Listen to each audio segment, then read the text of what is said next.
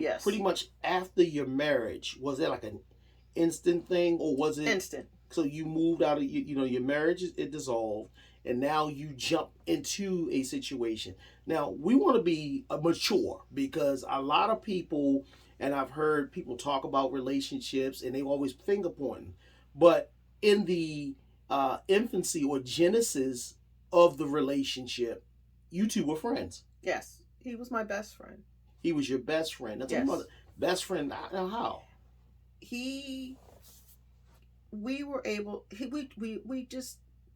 to talk about things. I remember giving him advice on women. He will give me advice from a male's point of view on trying to figure things. Just that he was just that male friend. I've always wanted a male best friend, and he was that male best friend. Well, you should have been your husband. Well, taught that. I wasn't taught that. That's the young part of me that I didn't know. So when did you get married? So I got married at 18 years of age. And when was your first real relationship? At 15, to the man that I married. Wow. So you didn't have time to know anybody else. No, but him. But him. So you was just too young. I was a baby. Why would they allow you to get married that young? I mean, it's not a diss to nobody, but my mother, Betty Barnes, told me and my brother that we were two hamster brains. So she knew that she would have been. Right. I believe my marriage didn't work out because we didn't really have the tools on how to keep a marriage together when things got tough. We just weren't prepared for that. I think y'all was in love with the idea of the wedding and being together more than marriage, because marriage is a mature action. Yeah, we didn't understand what it took. You were too young. Yeah, we didn't know what it took to keep a marriage together. Right. So that, and we've sat down and talked, and we both understand what we each did wrong. Right.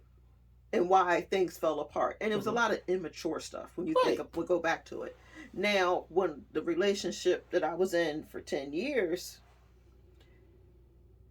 I blame myself for staying. Okay. I blame myself for allowing it to happen. Right. One of the things I remember hearing, I used to read a lot of self-help books and all that stuff, just trying to figure out how did I end up like this? You teach people how to treat you. Right.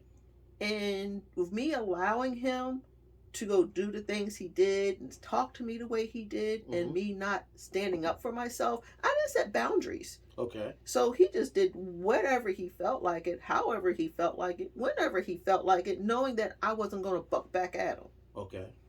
And that hurt me doing that, because I kept all that negative stuff inside. Okay. And not standing up for myself. But But I was afraid to stand up for myself because he was going to leave me.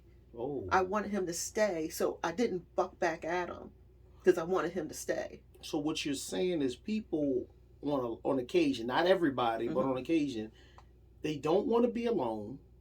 They don't want to admit that this has failed too. And I think it's sad, because in our culture and in our society, we looked at the dissolution of a toxic or bad or any relationship as bad. I was just saying on social media, people have a proclivity of announcing, I'm breaking up a relationship. I'm cutting this person, and I don't rock with this person. And I always say, if you don't rock with a person, you don't have to make an announcement. Just stop rocking with them. Thank you for tuning into The Bradbys Show with your hosts, Matthew and Candy Bradby. Please subscribe to this channel, click like, and share this episode. Tune in every Monday on your favorite podcast platform for new episodes.